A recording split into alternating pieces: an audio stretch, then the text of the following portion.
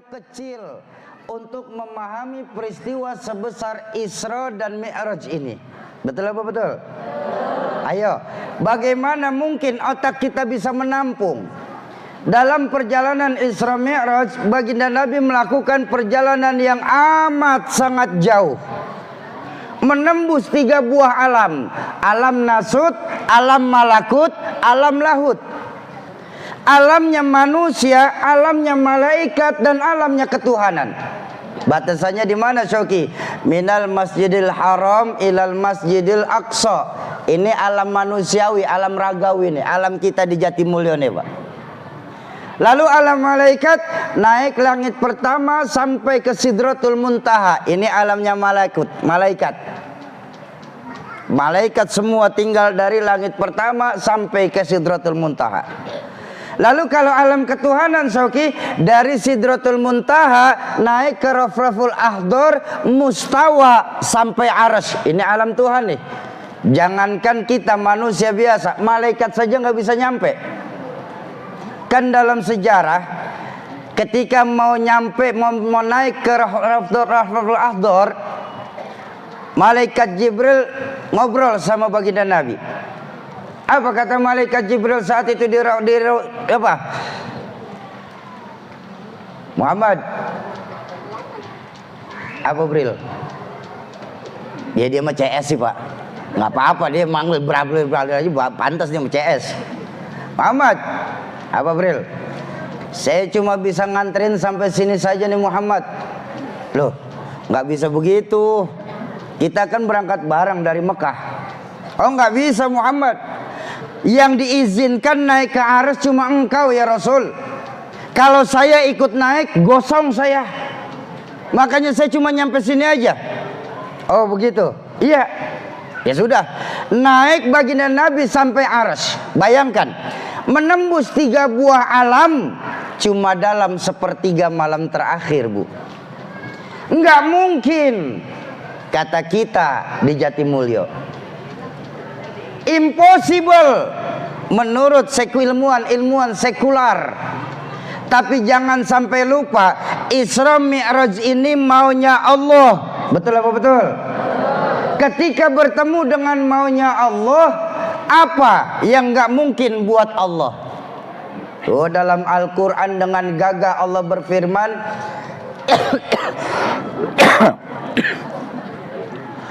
dengan gagah Allah berfirman dalam Al-Quran, idza arada syai'an ayyaqula lahu kun. Ada nggak di surah Yasin?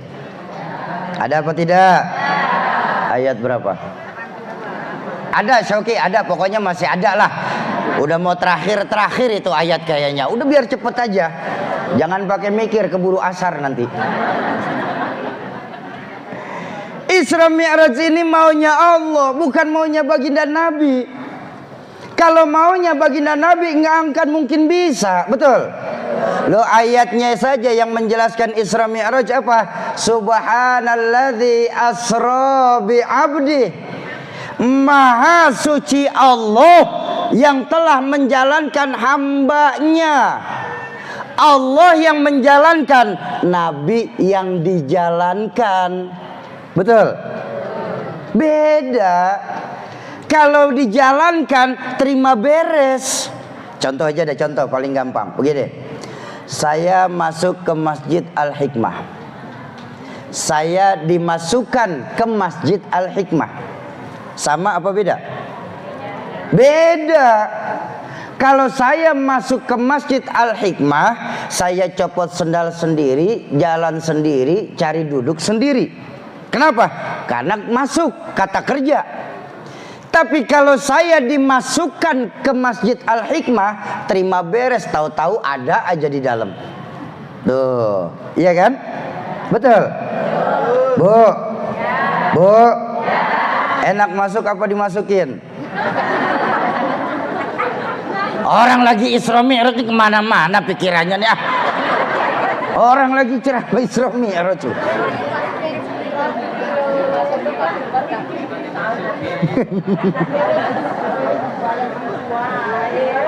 Pak, Kalau hukum kita di Jatimulyo nih, hukum otak kita orang Jatimulyo nih, itu cuma terbentur pada dua perkara. Ini hukum otak kita nih Pak. Apa? Sebab akibat. Itu hukum logika tuh. Contoh hukum logika. Ini ada anak kecil di hadapan saya. Otak saya mikir, Ustazah, ini kalau ada anak kecil pasti ada ibu, pasti ada bapak. Betul nggak? Ya. Kenapa? Ibu bapak namanya sebab, anak namanya akibat.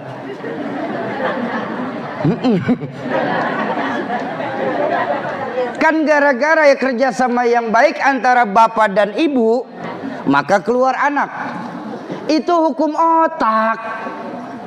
Tapi kalau kembali kepada hukum Allah, hal itu nggak mesti terjadi. Nabi Adam, ibu tidak ada, bapak tidak ada. Allah mau jadi apa tidak? Jadi. Nggak akan pernah bisa diselidikin. Bahkan dengan ilmu yang paling modern sekalipun, bahkan diselidiki oleh profesor yang paling botak sekalipun, tentang asal muasal Nabi Adam. Nah, di sini otak mesti tahu diri. Itu bukan wilayah kamu, otak.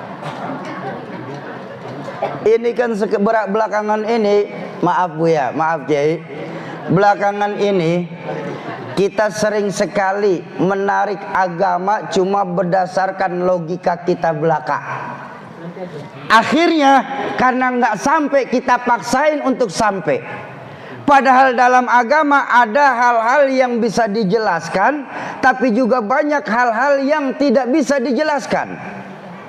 Ketika bertemu dengan hal yang tidak bisa dijelaskan, bisa ditangkap dengan nilai-nilai keimanan. Betul? Kalau dalam agama semua bisa dijelaskan, itu nggak usah agama, karena itu ilmu pengetahuan. Semua bisa dijelaskan oleh ilmu pengetahuan. Pun kalau dalam agama semua nggak bisa dijelaskan, itu namanya dongeng, bukan agama juga. Ini banyak sekarang kita, saking pinternya orang, akhirnya jadi keblinger.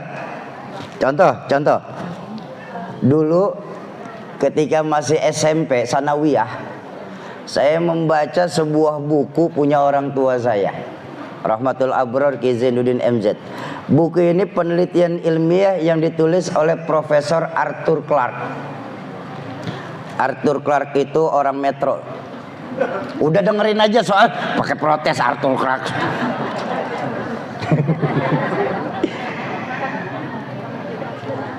Dalam buku tersebut, saking pinternya nih Arthur Clarke sudah membaca kemajuan teknologi untuk masa yang akan datang. Dalam buku tersebut dijelaskan nanti, ini tahun 90-an ya saya sanawiyah. Nanti di tahun 2010 itu akan ditemukan semacam mesin mechanical of education, mesin pengajar. Jadi tahun 2010 nanti anak-anak kita, kata buku tersebut, nggak perlu datang lagi ke sekolah untuk belajar. Kenapa? Karena sudah ditemukan mesin pengajar. Jadi nanti kata di buku tersebut tahun 2010 yang namanya guru, ustadz, ustazah nganggur total, nggak perlu lagi datang. Terjadi nggak sekarang? Ada yang namanya internet. Betul? Apapun bisa dicari dalam internet. Lalu diteruskan dalam buku tersebut, nanti di tahun 2040-2050 manusia sudah mendekati kecepatan cahaya 18.000 km per detik. Tuh kecepatan cahaya itu Pak. Terbukti saat ini sudah ada supersonik, kecepatan suara. Betul? Terbukti apa tidak? Ini pinter nih orang. Lalu diteruskan nanti tahun 2060-2070 manusia sudah melakukan perjalanan lintas planet, interflight sailor, perjalanan lintas planet. Jadi kita manusia di bumi bisa ke bulan, bisa ke Mars, bisa ke Jupiter. Nanti tuh 2070, 2060, 2070. Bayangin, tahun 90 Arthur Clarke sudah memikirkan bagaimana perjalanan dari bumi ke bulan. Kita tahun 2023 masih memikirkan bagaimana hidup dari bulan ke bulan.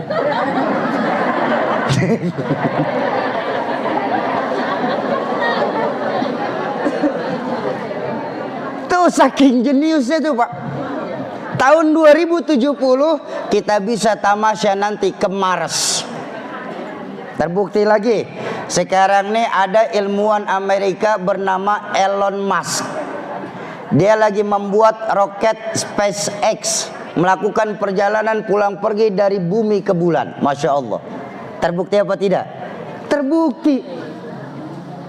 Lalu puncak ilmu pengetahuan itu terjadi di awal 2100. Saat itu saking majunya teknologi, kata Arthur Clarke ini, saking majunya teknologi, para ilmuwan berhasil menemukan yang namanya immortal of humanity, kekekalan abadi.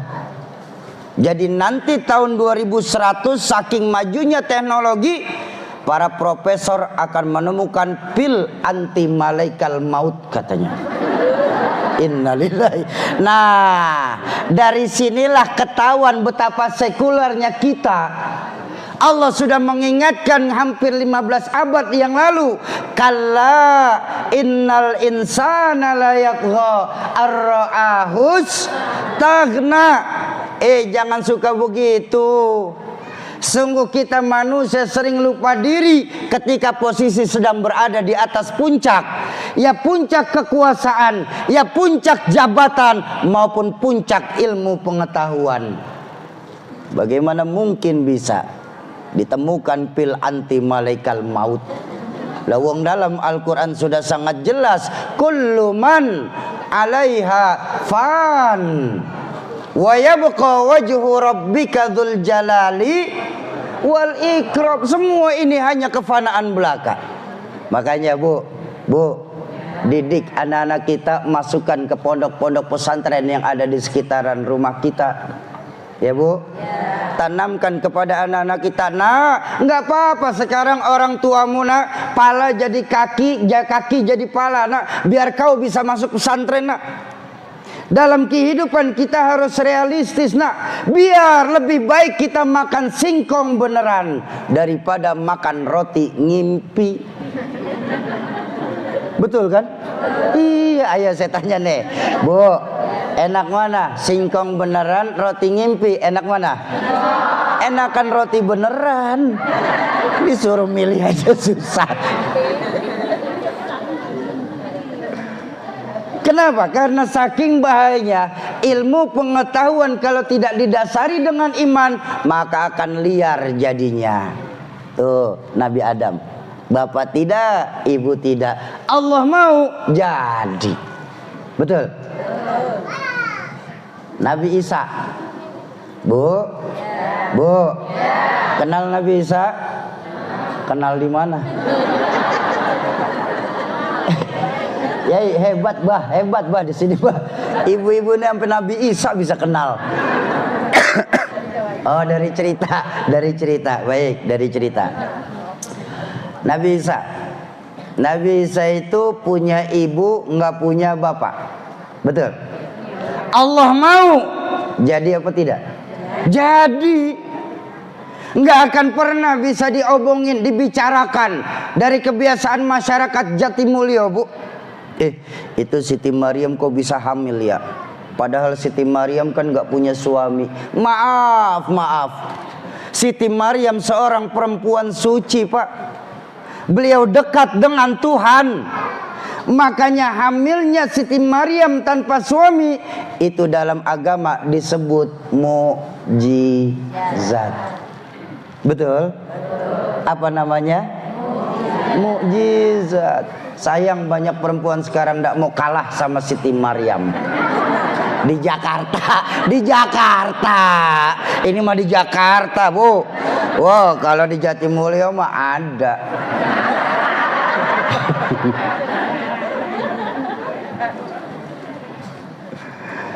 Bapak Ibu, lalu apa sih yang bisa kita ambil kesimpulan dari peringatan Isra Mi'raj pada siang hari ini? Dua yang saya ingin sampaikan. Pertama, Isra Mi'raj adalah mengembalikan nilai keimanan baginda Nabi kepada Allah. Itu yang pertama. Ya. Kenapa bisa kayak begitu? Emang Nabi kurang beriman apa, Syauki? Tidak. Nabi tidak beriman.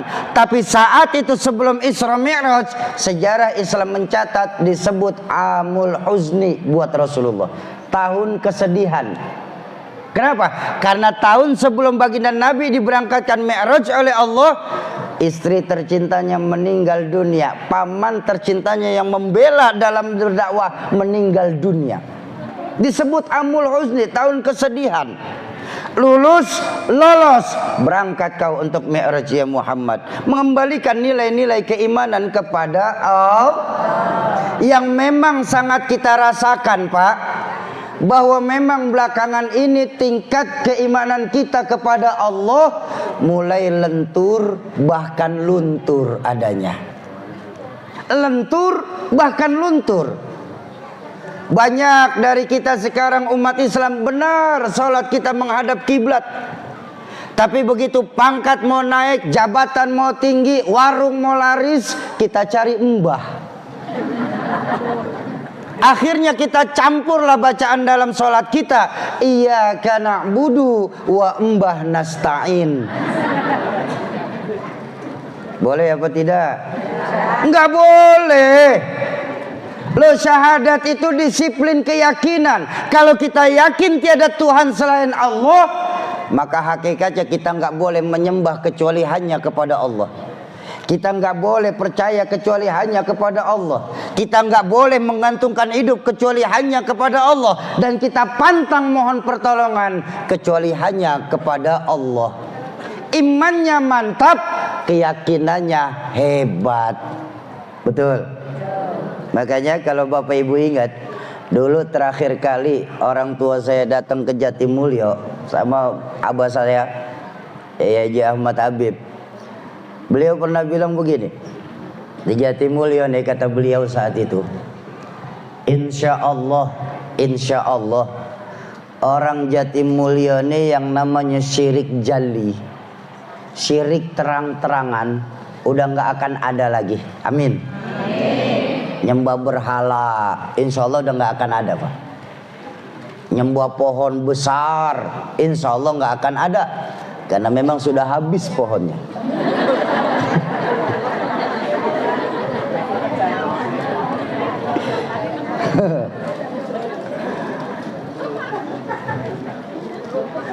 Iya, nggak apa-apa Bu, ketawa dilepas saja, jangan pakai ditahan-tahan.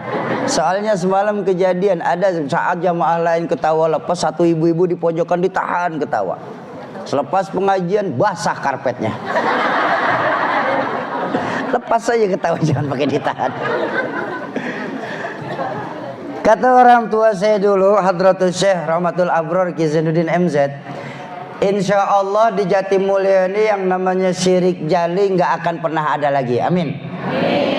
Tapi justru yang sering kita kena sekarang di Jatimulyo ini apa? Syirik khufi. Syirik yang samar-samar.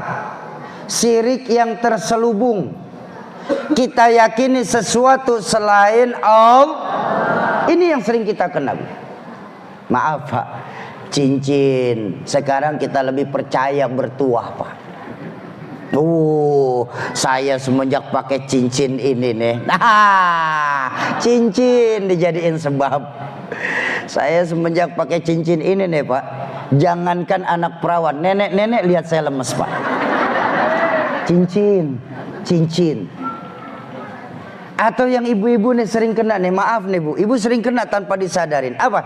Syauki, saya sakit berobat kemana-mana nggak sembuh-sembuh Syauki, tapi ke dokter itu sembuh Syauki. Nah, dokter kita jadiin sebab. Kita lupa sebuah makalah mengajarkan kepada kita wa idza maritum fahuwa yashfin. Dan kalau saja kita sakit, yakin 1000% Allah yang akan menyembuhkan kita. Obat, dokter, tabib cuma perantara. Betul?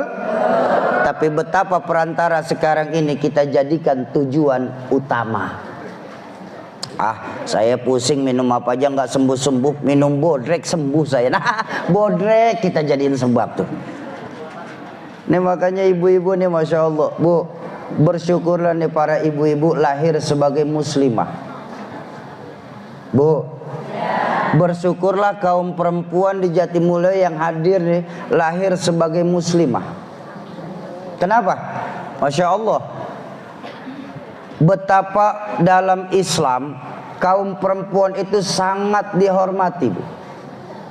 Betapa Allah dan baginda Rasul sangat cinta dengan kaum perempuan, Bu. Perempuan untuk meraih surganya Allah modalnya nggak perlu banyak. Baginda Nabi sendiri yang mengajarkan perempuan untuk meraih surganya Allah modalnya cukup 4. Beda sama kita orang laki, Pak. Makanya jujur, Bu, saya kalau di yaumil mahsyar, dia yaumir ruh, saya di alam ruh boleh milih, Pak. Fulan, labbaik ya Rob, kau lahir ke dunia mau jadi laki-laki apa jadi perempuan? Saya milih jadi perempuan loh, Pak. Kenapa? Ya saya bilang tadi, Allah dan baginda Nabi sangat cinta dengan kaum perempuan. Perempuan untuk meraih surganya Allah modalnya cukup 4, nggak banyak 4 ini. Beda sama kita orang laki. Apa modal perempuan muslimah untuk meraih surganya Allah? Dijelaskan dalam hadis, idza salat khamsaha wa sauma syahraha wa hafizat farjaha wa ta'at zaujaha fadkhulil jannah min ayyil bab. Seorang perempuan, perempuan, apabila perempuan tersebut sholat 5 waktu. Ibu-ibu sholat 5 waktu? 1 sudah, Pak. Masya Allah. Dan perempuan tersebut wasauma syahroha, berpuasa di bulan Ramadan. Ibu-ibu puasa Ramadan? 2 sudah, Masya Allah.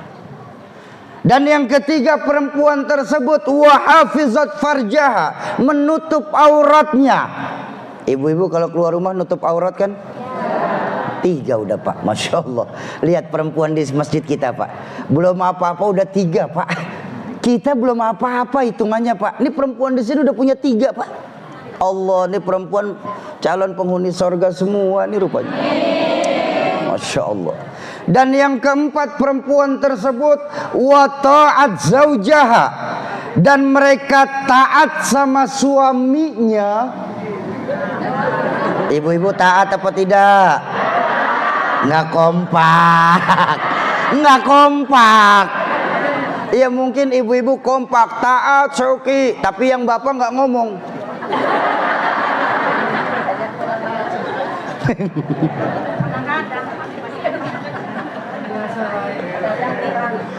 Perempuan yang punya 4 modal tersebut, apa kata baginda Nabi? Fadkhulil jannah min ayyil bab. Silakan perempuan tersebut masuk lewat pintu surga yang mana mereka kehendaki. Mudah apa susah? Mudah kalau ngomong. Bu, taat sama suami dalam Islam itu hukumnya wajib, selama tidak untuk bermaksiat kepada Allah. Nggih apa nggih? Makanya saya bilang, ya Allah, ini perempuan harus sangat berterima kasih dengan memperbanyak menyebut baginda Nabi dengan bersolawat. Kenapa? Maaf ibu ya, maaf. Karena secara jujur sejarah mencatat baginda Nabi lah yang mengangkat harkat dan derajat kaum perempuan. Jauh sebelum Raden Ajeng Kartini menanamkan yang namanya nilai-nilai persamaan hak asasi antara laki-laki dan perempuan, baginda Nabi lah yang mengangkat harkat dan derajat kaum perempuan, Bu. Dulu sebelum ada Islam, sebelum Rasulullah hadir ke dunia, itu nasib perempuan saat itu menyedihkan dan memilukan. Masya Allah. Perempuan sebelum ada Islam itu, Bu, seolah-olah nasib perempuan saat itu dilahirkan hanya untuk melahirkan. Cuma sebatas pemuas syahwat. Kerjaannya nggak lebih dari segitiga. Dapur, sumur, kasur. Kasur, sumur, dapur. Dapur, kasur, sumur. Muter di situ nggak kemana-mana. Sudah cuma 3 kerjaannya, harganya murah. Allahu Akbar. Perempuan sebelum ada Islam harganya murah. 10.000 3. Campur odol. Maaf, nggak percaya? Ayo baca sejarah. Nih ibu nggak percaya nih, mungkin. Ayo kita baca sejarah. Nggak usah kita keluar negeri. Maaf, raja-raja di kita di Nusantara sebelum ada Islam berapa kalau ngumpulin selir? 10, 20, 40 enteng aja tuh. Apa perempuan bisa bersuara saat itu? Boleh perempuan bersuara saat itu? Enggak boleh. Tuan tanah di Timur Tengah sebelum ada Islam, Pak, itu Bu kalau ngumpulin selir ratusan, Bu. Enteng aja tuh. Allahu Akbar. Ini 2 aja gerah. Yang kurang ajar, ini maaf nih. Seorang kaisar terakhir dari dinasti Ming di Cina, dia bangun istana 1000 kamar di sana. Kenapa? Selirnya 1000. Allahu Akbar. Saya nggak bisa bayangin, Pak. Raja kalau selir 1000, kapan dia pakai kolor? Pikirin, jangan dibayangin ah. Heran teman. Sarungan.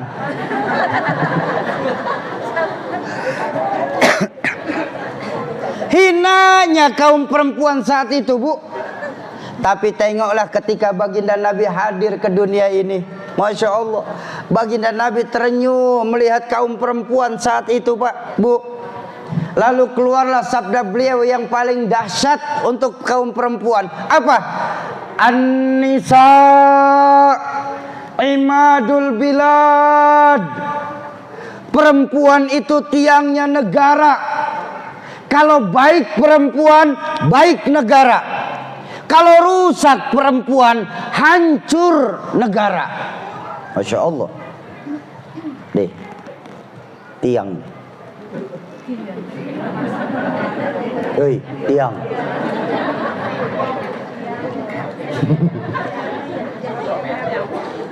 Maka perempuan dalam Islam nanti di dalam surga merupakan pimpinan para bidadari. Amin. Tapi kebanyakan perempuan setan. Lo kok protes? Lo kan kisahnya ada di Isra Mi'raj nih. Ya, ketika Rasulullah pulang dari Mi'raj, Rasulullah ngobrol nih di halaman masjid. Ayyuhal ashab, sahabat-sahabatku. Labbaik ya Rasul. Semalam saya Isra Mi'raj loh oleh Allah. Lalu dan alhamdulillah berkah izin Allah saya dikasih lihat surga dan neraka saat itu. Oh begitu ya Rasul. Iya. Saya ingin tanya ya Rasul. Mau tanya apa? Ya Rasul, siapa yang paling banyak menghuni neraka ya Rasul?